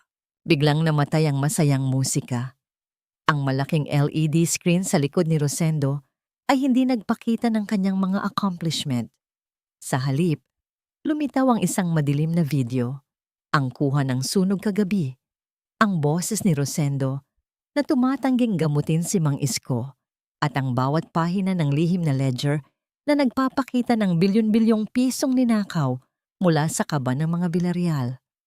Ang bawat sentimo ng scholarship, ang bawat pondo para sa pabahay ay nakalantad na ngayon sa harap ng buong bayan. Nanigas si Rosendo. Ang kanyang mukha ay nawalan ng kulay, tila isang bangkay na pilit na pinatayo. Ang mga bulong ng mga tao ay dahan-dahang naging isang malakas na hiyaw ng galit. Sa gitna ng kaguluhang ito, dahan-dahang bumukas ang pintuan sa gilid ng entablado. Isang figura ang lumabas, isang babaeng nakasuot ng mahabang itim na seda na bestido. Ang kanyang buhok ay maayos na nakapusod, at ang kanyang mukha ay puno ng awtoridad na tila isang reynang nagbabalik mula sa pagkakatapon. Ngunit ang bawat mata ng mga naroroon ay napako sa kanyang paanan. Doon, sa ilalim ng mamahaling tela, ay ang kanyang mga lumang bota, mga botang puno ng putik, gasgas, at bakas.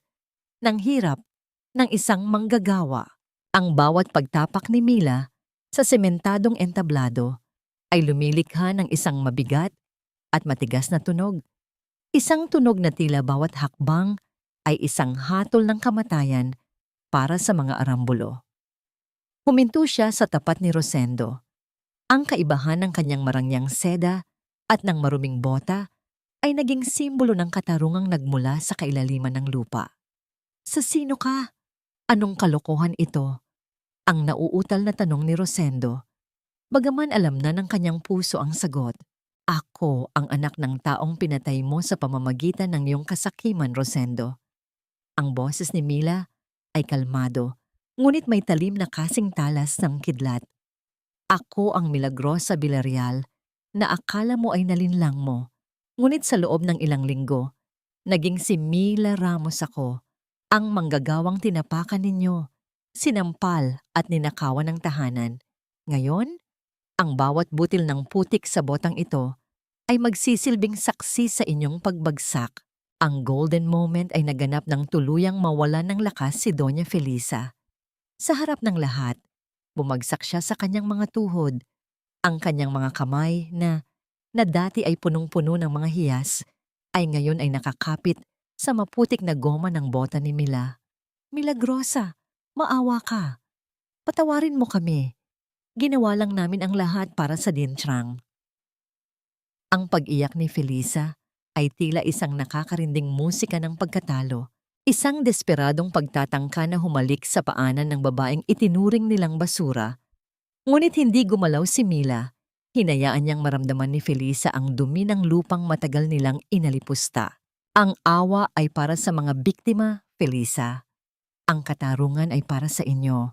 Malamig na tugon ni Mila habang dahan-dahang lumalapit ang mga tunay na awtoridad upang palibutan ang entablado.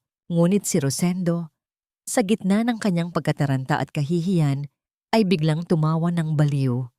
Ang kanyang mga mata ay nanlilisik, habang dahan-dahang dumingal ang kanyang kamay sa loob ng kanyang barong. Sa isang mabilis na pagkilos, inilabas niya ang madilim na metal ng kanyang baril at itinutok ito ng diretso sa dibdib ni Mila. Kung mawawala ang lahat sa akin, sisiguraduhin kong sasama ka sa impyerno, Milagrosa. Ang sigaw ni Rosendo ay puno ng labis na puot habang ang kanyang daliri ay nagsimula nang humigpit sa gatilyo. Ang bawat manggagawa ay napasigaw sa takot at ang paligid ay nabalot ng isang matinding tensyon na tila ang oras mismo ay tumigil sa pag-ikot.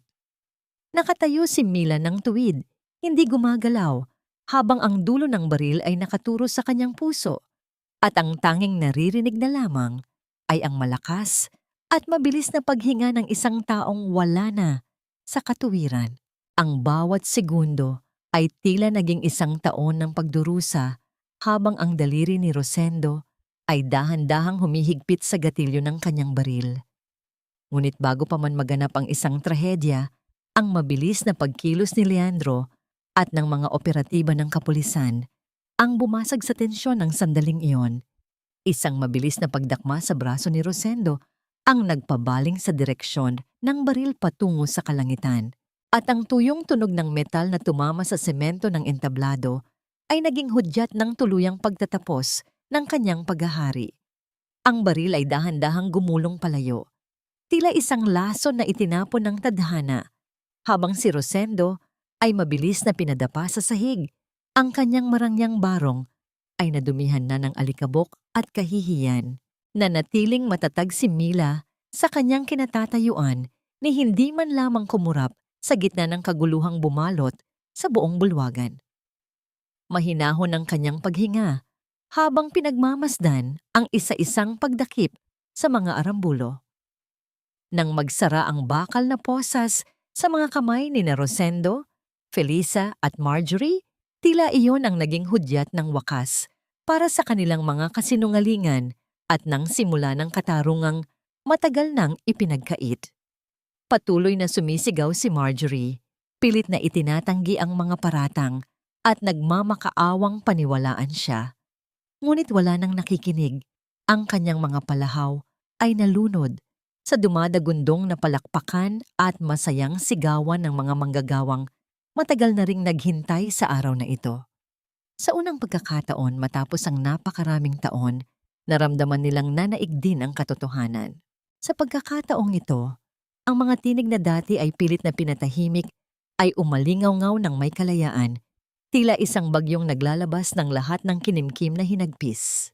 Lumipas ang ilang araw at ang Dintrang ay dahan-dahang nabalot ng isang bagong uri ng katahimikan. Isang katahimikan na hindi nagaling sa takot, kundi sa kapayapaan ng paghilom. Hindi ibinenta ni Mila ang lupain, bagkus ay muli niyang binuksan ang pintuan ng mansyon para sa lahat. Ang bawat pamilyang nawalan ng tahanan dahil sa sunog ay binigyan ng bagong bahay, hindi gawa sa mumurahing yero, kundi semento at matitibay na kahoy na kinuha mula sa pondong nabawi sa mga arambulo. Ang bawat bata sa Dintrang ay muling nakahawak ng libro dahil ang scholarship fund ay naging isang ganap na pundasyon na hindi na muling mababahiran ng kasakiman. Isang hapon, sa malawak na damuhan sa harap ng mansyon, Nagdaos si Mila ng isang malaking salo-salo. Walang mahabang mesa para sa mga mayayaman at walang sahig para sa mga dukha. Ang bawat isa ay nakaupo sa damuhan, magkakasama sa ilalim ng malalaking puno ng nara. Ang golden moment ng araw na yon ay ang pagkakataong si Mila mismo ang nagsilbi ng pagkain sa bawat manggagawa. Nakasuot siya ng isang simpleng kamiseta, ngunit nananatili sa kanyang mga paa ang mga lumang bota na naging saksi sa kanyang paglalakbay. Habang sumasalo siya sa isang pinggan kasama si Aling Belen, naramdaman ni Mila na ang tunay na kayamanan ay hindi nasusukat sa mga zero sa loob ng bank account, kundi sa busog na tiyan at nakangiting mga mukha ng mga taong itinuturing niyang tunay na pamilya. Mula sa kanyang kinauupuan, nakita niya si Leandro na papalapit, may dalang isang maliit na dokumento. Ngunit sa pagkakataong ito, hindi ito tungkol sa mga kaso o anomalya.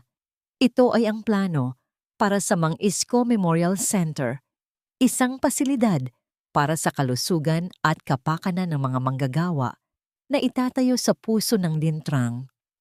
Tumingin si Mila sa malawak na taniman ng kakao, kung saan ang mga bagong dahon ay dahan-dahang sumisibol sa ilalim ng sinag ng araw. Ang bawat bahagi ng lupang ito ay tila humihinga na ng maluwag. Wala na ang bigat ng pang-aapi. Tapos na ang laban, Mila. Nabalik na natin ang dangal ng iyong ama. Ang mahinahong tinig ni Leandro ay tila isang haplos sa kanyang napapagod na diwa. Tumayo si Mila at lumapit sa bakod na nakaharap sa taniman. Kinuha niya ang gintong relo ng kanyang ama mula sa kanyang bulsa. Ang relong naging susi sa lahat. Sa halip na itago ito sa loob ng isang vault, isinuot niya ito sa kanyang bisig. Naramdaman ni Mila ang isang malalim na pakiramdam ng tagumpay, hindi dahil sa pagkatalo ng kanyang mga kaaway, kundi dahil sa panalo ng kanyang pagkatao.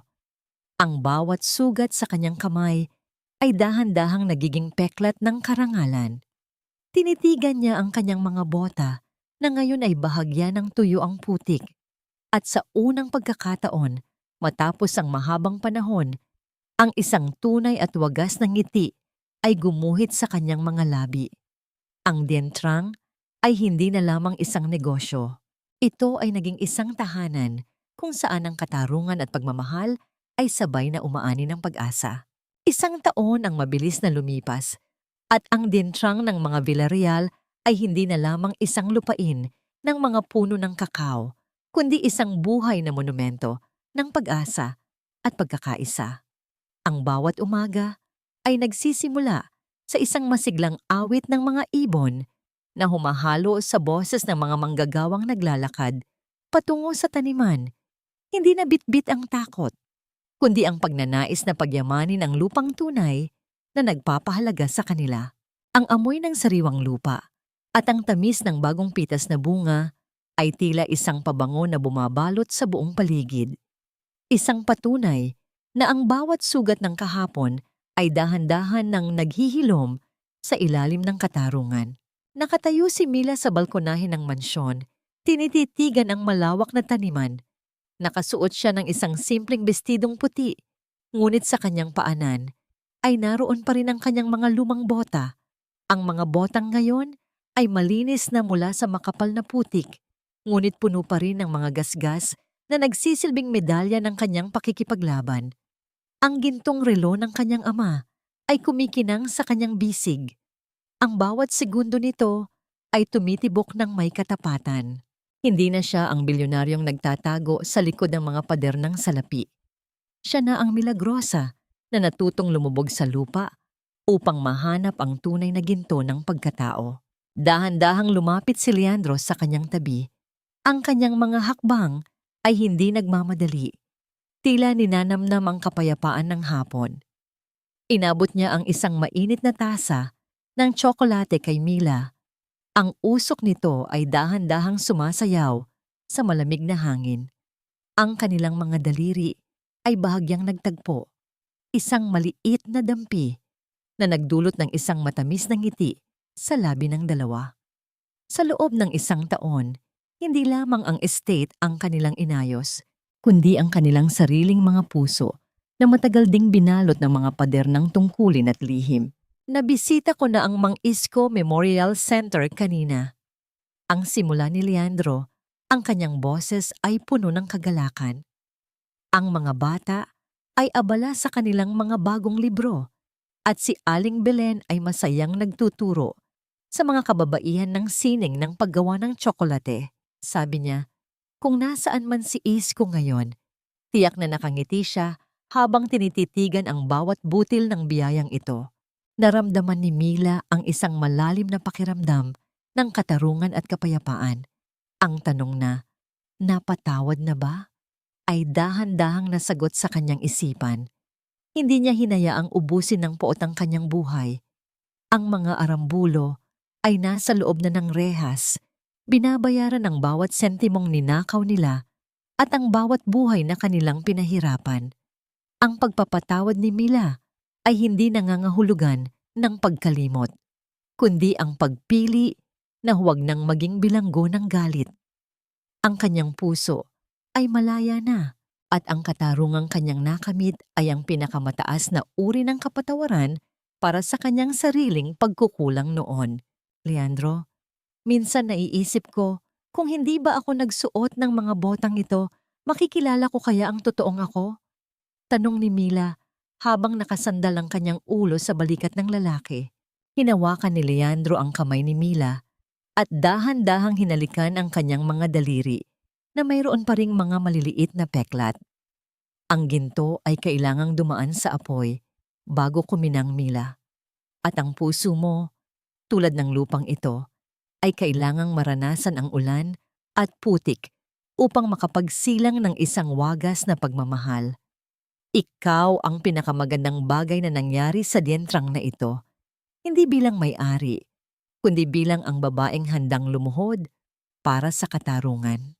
Ang golden moment ng kanilang huling hapon ay naganap ng dahan-dahang lumubog ang araw sa likod ng mga bundok, nagbibigay ng kulay ginto sa bawat puno ng kakao at sa bawat kanto ng mansyon.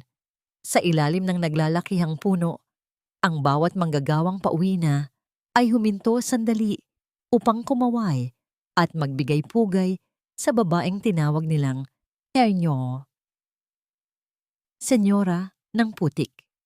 Ang bawat ngiting isinukli ni Mila ay isang pangako na ang dientrang Villarreal ay mananatiling isang santuwaryo ng dangal. Ang aral na iniwan ng kwentong ito ay malinaw sa bawat tibok ng puso ni Mila.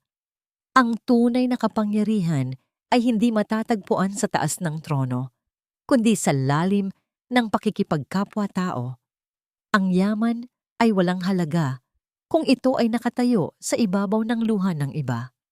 At ang tunay na kagandahan ay hindi nakikita sa perlas at seda, kundi sa mga kamay na marumi sa paggawa, ngunit malinis sa budhi. Dahan-dahang binitawan ni Mila ang isang malalim na buntong hininga ng kaligayahan. Habang dahan-dahang nilalamon ng dilim ang paligid, tanging ang liwanag ng pag-ibig at ang alaala ng kanyang ama ang nananatiling gabay sa kanyang landas.